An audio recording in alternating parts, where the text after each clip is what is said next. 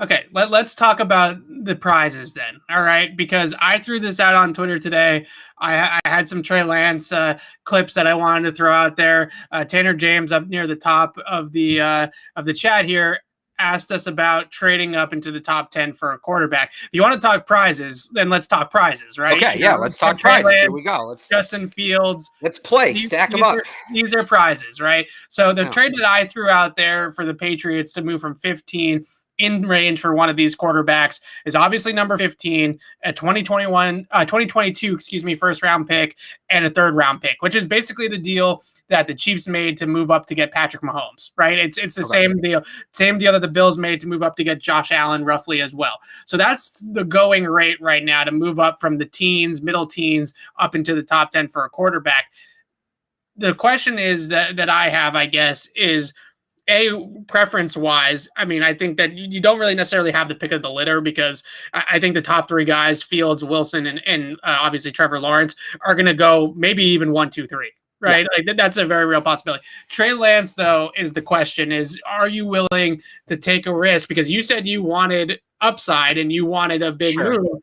Are you willing to take a risk on a guy that's only started 13 collegiate games? Because that's the only risk because his tape is absolutely fantastic. It's a sample size. Right. I would say this, and this is kind of a cop-out answer, but, and I've said this before, I think if you're an NFL team and you believe a quarterback is the guy, there's no price you can pay that's too high. Right. You mentioned that Patrick Mahomes trade the Chiefs made. At the time, people said they paid too much. They got ripped a little bit for that. Nobody's talking about that anymore. No. Nobody's calling that an overpay anymore. So if the Patriots believe that Trey Lance is the guy, then yes, they should absolutely do that. 100%. Whether they believe he's the guy or not, I don't know. But if they think he's the guy, and the issue is they don't want to surrender that draft capital, this is where I go back to with Mariota or any of these guys, Garoppolo, where it's the safe option. If you're afraid to surrender that draft capital and you'd rather risk a 5th-round pick on Mariota than 2 first-round picks on Trey Lance, even if you think Trey Lance is going to be good, that just doesn't make sense. That's not how the NFL works. That's not how you win games. You could do that when you had Tom Brady at other positions. You don't have Tom Brady. If you want to get back to operating that way and taking those bargains and operating on a budget and being shrewd, then you need a quarterback. Marcus Mariota is not going to make you good enough that you can operate that way. If you think Trey Lance can, and some people, and I think you're in this boat, some people believe Trey Lance is good enough or will be good enough one day where you can operate that way. If that's the case, if the Patriots believe that's the case, then yes, no price is too high. Then this year's first, next year's first, Stephon Gilmore, J.C. Jackson, whatever it takes, go get the guy. Right. So yes, I haven't seen enough of Trey Lance, and I have a ton of trouble watching the FCS tape. So I personally don't have an opinion on whether or not he can get to that level. I'll admit that. I'm not going to say things I'm not informed on. He is spectacular. If you believe he can get you to that level where you can start bargain shopping again because you're so good at the quarterback position, then yeah, you spend. Absolutely. And I would say the same thing by the way, I would say the same thing about Justin Fields if he's in play. I'd say the same thing about Mac Jones. The ceiling probably isn't as high, but if you think Mac Jones can be, you compared him, I think Matt Ryan was your comp for him, right? Yes, that's my ceiling comp for him, yeah. So, but again, if you think he can beat Matt Ryan, no price is too. Well, I don't think you have to pay. I think the most realistic outcome for Mac Jones is someone like Kirk Cousins or Derek Carr. But in a great world, I think that he could potentially get into Matt Ryan territory.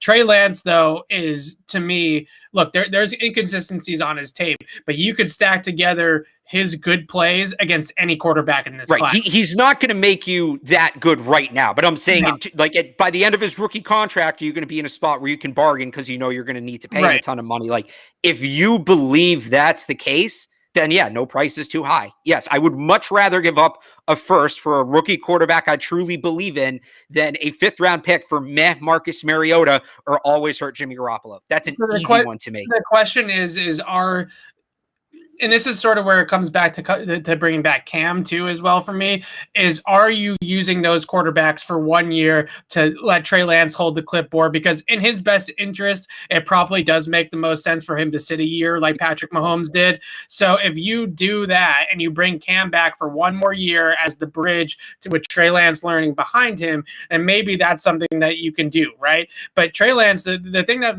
makes him so appealing to me is that when I watch quarterbacks, watching the feet is such an important element to quarterback play because it all starts with your feet. If you have bad feet, you're not going to be an accurate quarterback. You're not going to be able to generate as much velocity on the ball and drive the ball down the field the way that you want. He has extremely crisp, extremely efficient drops.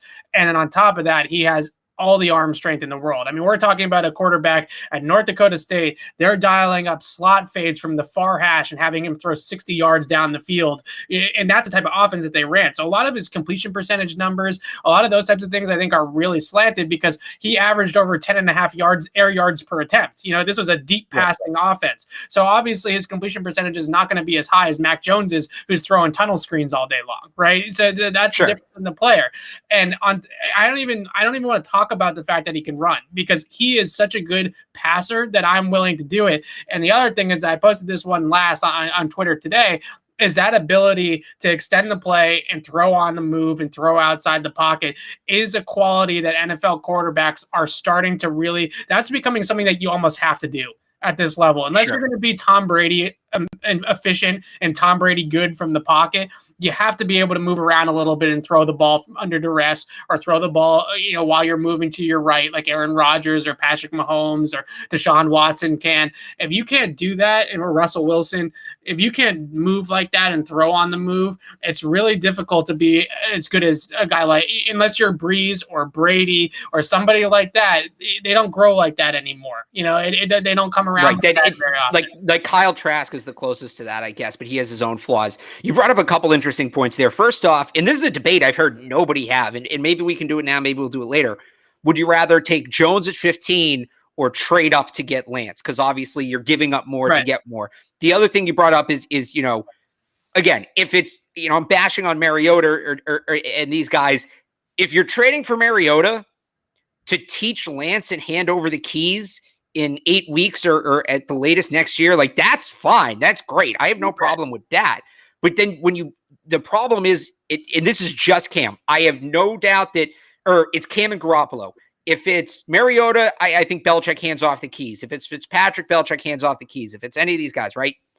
And we talked about this on Tuesday, and you can go back on the CLNS Media YouTube page or the Patriots Beat podcast, wherever you get your podcast, you can hear this conversation.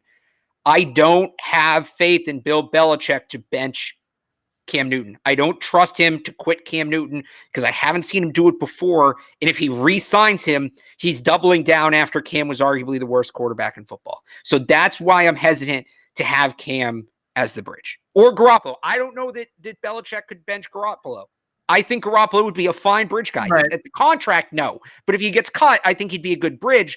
The problem is, I don't think Belichick would see it that way. I think if he brings in Garoppolo, he's bringing in Garoppolo to revive Garoppolo's career and try to win with him going forwards. Yeah, I agree with you 100% on that one with Garoppolo. That's why, and I'm going to write this at some point, if the move is to bring back Cam, then you trade up for Trey Lance, right? You bring back Cam for a year. But you don't.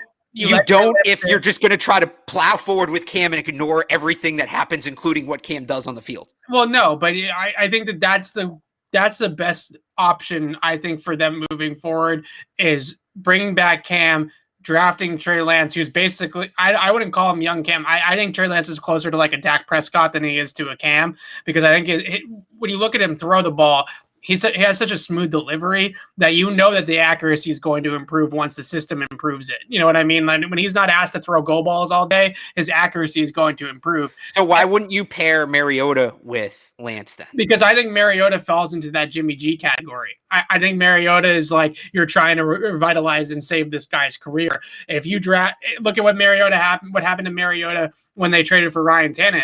His confidence torpedoed, right? But that's fine. Like I'm bringing him in under the assumption that he's a teacher, not that he's winning me games.